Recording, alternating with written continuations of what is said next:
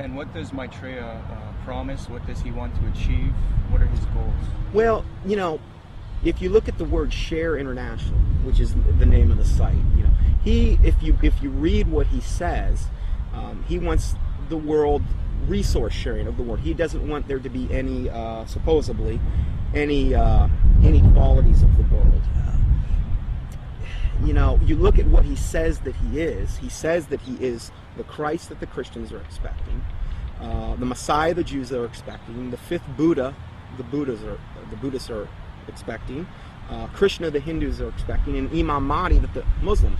So he's kind of everything rolled up into one. He's like the total package. He's going to give and be able to unite and put all of the various and different religious systems, the major religious systems, all on the same page. And the Bible says that when the Antichrist comes, he's going to come with all lying power, signs, and wonders. And he's going to deceive the whole world by which the miracles that he's going to do. So he's taking credit for every single miracle that's going on right now, whether it's a Marian apparition, which would be to him the ascended Master Mary, because he's got a whole band of masters that he's going to be coming with. And so he's taking credit for everything. Every miracle that you're seeing going on in the world right now, whether it's a Catholic miracle, whether it's some type of energizing of the water, whether it's some bleeding statue, whether it's, you know, some Hindu miracle, crosses of light, they've seen those in different and various churches. He's taking credit for all of that. And I think what we're going to see and what he says we're going to see, in fact, I just read this in their last report, Benjamin Kremitz said also with the UFO sightings, he says they're going to increase up until the time when he makes his emergence. And he's going to come on the scene. He's going to be able to explain all of this and try to put everybody on the same page.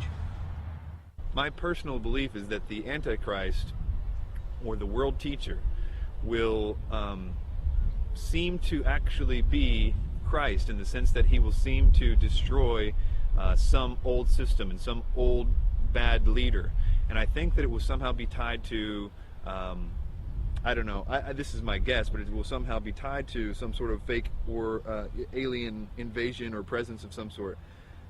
I don't know if Maitreya fits all those characteristics, but I wouldn't doubt it for 1 minute if he was. My personal opinion is that Krim is somebody who is being talked to by entities and is doing what he's told to be doing.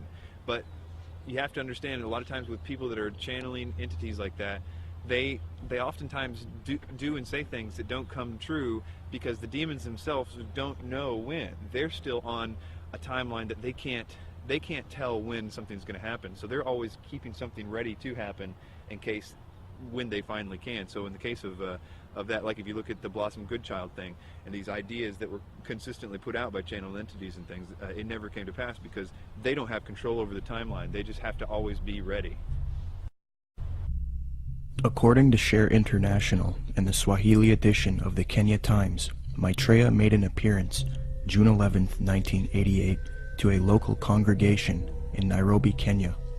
The editor of the Swahili edition of the Kenya Times, a veteran journalist named Job Matungi, witnessed the event and took some pictures.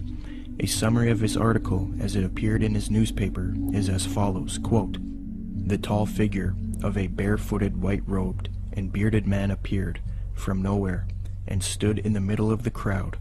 He was walking slowly towards the new church building, away from the tent. Mary walked with him side by side. I stared at the stranger without blinking, wafted on top of his turbaned head, his feet, and his entire body. In clear Swahili, which had no traces of accent, the strange man announced that the people of Kenya were blessed, especially those who had gathered at the venue that afternoon. We are nearing the time of the reign of heaven, but before that I shall come back and bring a bucket full of blessings for all of you, the man said. A bucket full of blessings is a reference to the astrological symbol for the age of Aquarius. Aquarius is depicted as a man carrying a pitcher of water in the zodiac. But continuing with the article, quote, "It took the crowd nearly 20 minutes to recover after the man left the meeting in a car belonging to a Mr. Gurnam Singh, who offered to give him a lift. But it will probably take Mr. Singh his lifetime to recover from the shock he got 2 minutes later. On reaching the bus terminus, the man informed Mr. Singh to stop the car. On getting out, he walked a few paces beside the road and simply vanished into thin air.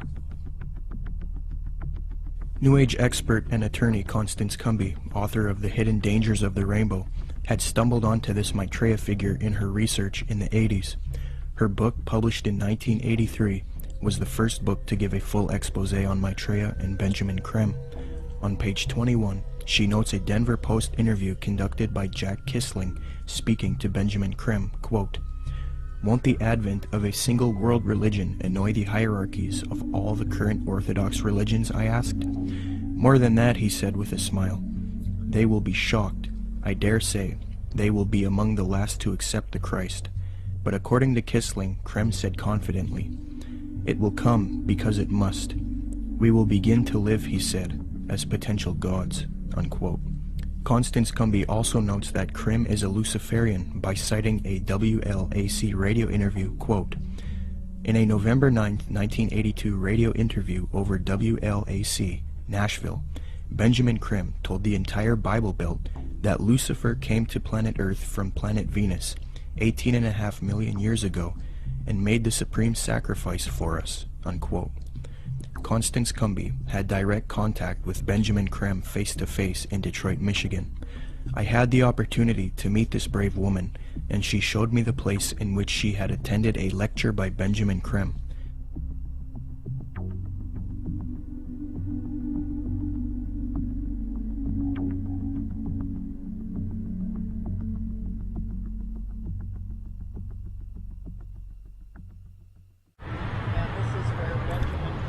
Spoke to a packed crowd November 4th, 1981, and Bread for the World was out there, had tables, Oxfam, every group you could think of was sitting out there. They were passing out brochures. The brochure is reproduced in both of my books. Benjamin Creme came in.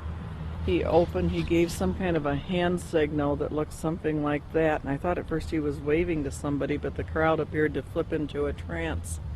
And then he started speaking, and he was rotating his head. I can't even come close to, it was as close to a 180-degree spin of a head as I've ever seen. How his head didn't snap off, I'll never know. And then he started talking and laying out what they were doing, and the crowd was thoroughly under several degrees of hypnosis. I knew many people in that crowd from political circles and social circles in Detroit for many years, and I talked to some of them, and the common denominator was they had all been through one kind of mind control course or another, one type of New Age class or another. I talked to a fellow behind me, Al Banks, and I said, he was a film producer doing much of what you're doing now. And I said, "Al, I know what I'm doing here tonight. What are you doing here?" And he said, "Because, Connie," he said, "I'm taking a course in miracles at Unity." He said, "I've joined Unity. We're all required to take a spiritual growth class. I've taken a course in miracles. It was a class requirement that we be here tonight." And then he said, "You know, Connie, I would have thought a progressive person like you would have joined Unity a long time ago." Well, then I started explaining to him exactly why I haven't, and he snapped, the glaze snapped off his eyes for a little bit. He thanked me for telling him. And then Creme came in and started doing his thing. And at the end of the evening, they had been promised an appearance by Maitreya, the Christ, channeled through Benjamin Creme himself, that Maitreya would speak through Benjamin Creme. And Benjamin Creme asked everybody to join in the recitation of the Great Invocation. I told the woman standing next to me, "I will not say the Great Invocation with you. I will say my own prayer." And she was a nice little prim, proper-looking black lady. Could have been active in any Black Baptist church in Detroit from her appearance.